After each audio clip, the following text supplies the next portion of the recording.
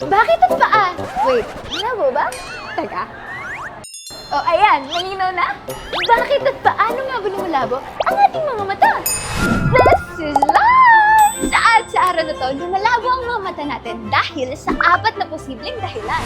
Una, hereditary. Kapag may myopia o nearsightedness ang isa o parehong magulang, mataas din ang possibility na magkaroon ng ganito ang anak.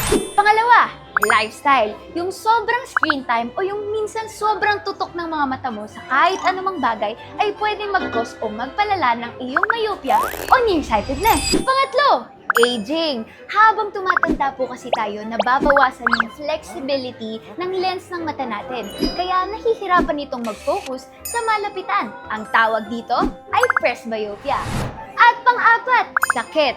Ang diabetes, cataract, dry eyes, at iba pang kondisyon ay maaari ring magdulot sa atin ng malabong paningin. Kaya Ate Lance, paano nga ba lumalabo ang mata? Retina yung bahagi sa likod ng mata natin na sumasalo ng liwanag para itong sensor ng camera na nagpapadala ng mensahe sa utak natin para ma-process natin yung nakikita natin. Pero kapag hindi na eksaktong tumatama ang liwanag sa retina dahil sa hugis ng mata o cornea, nagiging malabo ang paningin.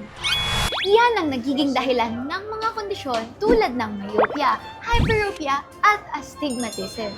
May tips ako sa'yo para mabawasan ang eye strain mo. Narinig mo na ba ang 20-20-20 rule? Kada 20 minutes, tumingin ka sa bagay na 20 feet ang layo mula sa'yo sa loob ng 20 seconds. Eto, alam niyo ba kung anong tawag dito? Ito ang tinatawag na Snellen chart. Ito lang yung naabutan ko dati, pero ngayon, mas techy na. Ginawa ito ng Dutch ophthalmologist na si Herman Snellen noong 1862 at hanggang ngayon, isa pa rin ito sa pinakakilala at karaniwang ginagamit na eye chart. Mula sa pinakamalaki hanggang sa pinakamaliit na letra kung saan yung kaya mong mabasa ng malinaw.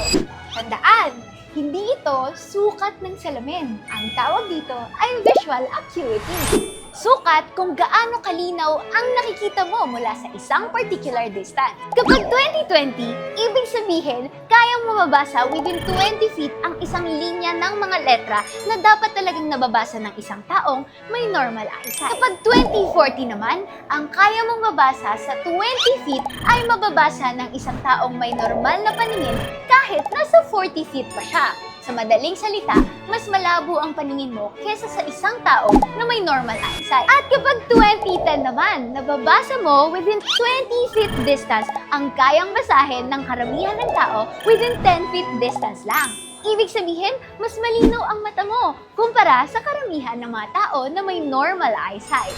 Eh Ate Lance, bakit isang mata lang ang tinatakpan sa eye exam? Eh syempre, kapag dalawang mata, wala ka nang makikita.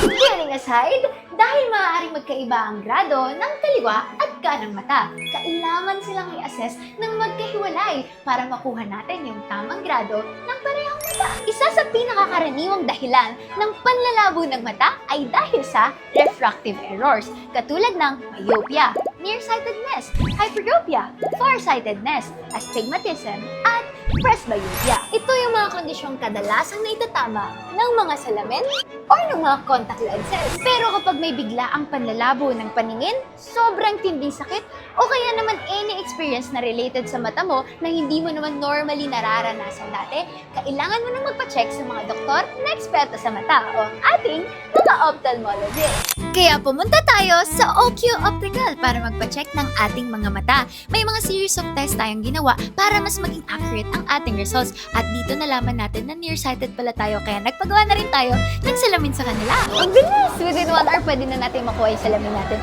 Ito yung initial assessment natin, tapos ito yung final results. So, bigay na natin. Kailan ma'am?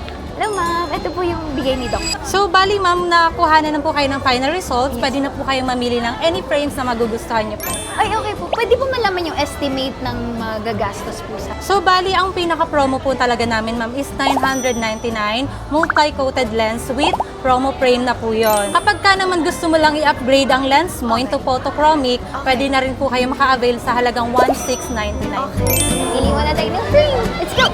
Bagay ba? Ay, wow! Para akong mabait dito.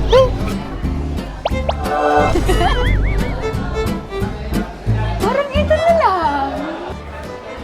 Nakapili na ako. Tinry ko na yung iba't ibang kulay para mapatunayan ko sa sarili ko kung ito ba talaga yung gusto ko. Pero ito na talaga yung gusto ko. Tara, punta na tayo kay Ma'am. Ma'am, okay lang. Okay ito na na po? po yung aking napili. Sige ma'am, okay na po ito. Within 1 hour po, pwede niyo nang makuha. Oh, bilis. Thank you po. Yung frame pala natin ay may stopper dito para masukat na sukat sa ulo natin. Hala, mas manino nga siya. Hindi siya nakakahilo. Thank you so much po, Ocuo Optical. Super happy ko talaga dito sa purchase na to. So, ayun lang muna para sa araw na to. Alagaan niyo ang mga mata niyo, ha? God bless!